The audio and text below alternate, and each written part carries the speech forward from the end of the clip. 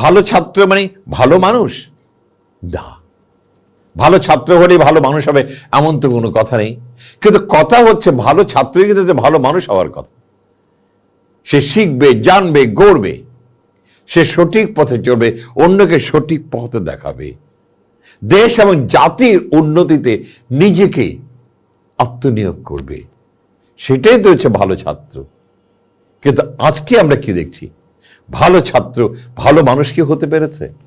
যদি হতো তাহলে আজকে দেশে এত বড় বড় কর্মকর্তা চোরটায় ভরে গেছে।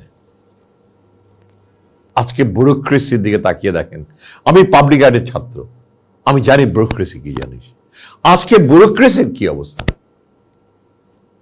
তারা কোথায়?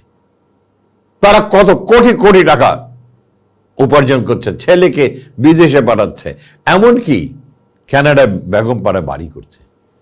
ওরা তো ভালো ছাত্রই ছিল, ভালো মানুষ হওয়ার কথা ছিল, কিন্তু কই, ভালো মানুষ তো দেখতে পেলাম না।